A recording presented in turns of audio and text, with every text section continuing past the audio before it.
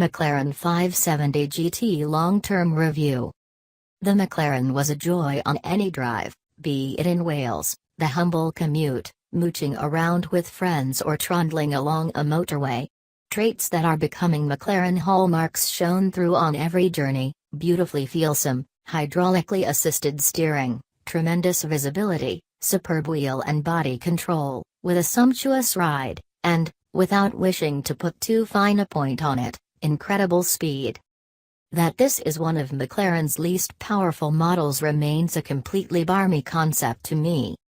The way the 570 GT piled on speed, once beyond some initial turbo lag, never failed to amaze, the acceleration relentless, thrilling and addictive.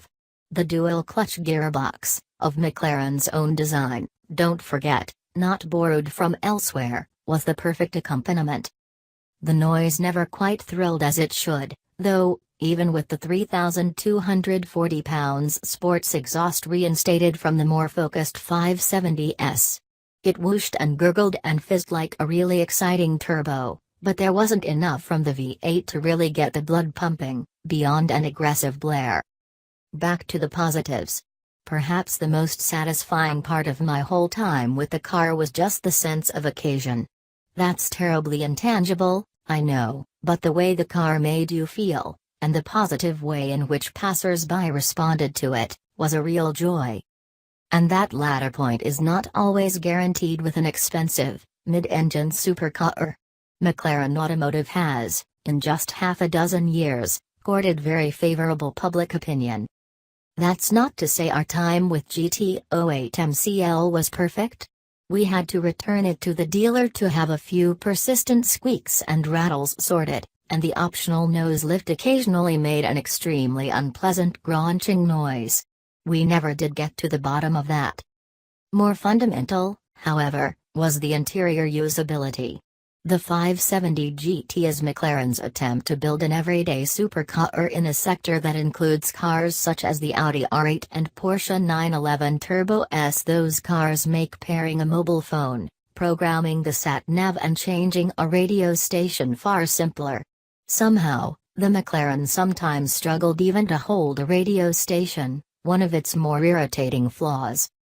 The Porsche delivers better fuel economy and the Audi has a more exciting engine, but, if there was a choice, I would opt in an instant to continue living with the McLaren. It should be better resolved as an everyday product, yes, although McLaren is showing significant improvements on that front with the 720S. However, I would accept the compromise for how much more exciting the 570 GT is to drive than its opposition. The Audi only really thrills right at the limit and the Porsche is never quite as good as either. The McLaren can do thrilling, cosseting, relatively speaking, serene and damn near everything in between. The McLaren was a delight to spend a prolonged amount of time with. The irks and foibles couldn't detract from an inherently fabulous car. It wasn't cheap to run, name a car of this ilk that is, and some of the prices for options are cheeky. But the 570 GT leaves a resoundingly positive impression. Mine would do without the exhaust, the carbon fiber interior bits and the lightest wheels, dropping the price to £169,505. That's still a lot, although during my time with the 570 GT, it felt worth damn near every single penny. If you are in the fortunate position of considering a car slightly cheaper, or, indeed, slightly more expensive, than is McLaren, I implore you to take a look.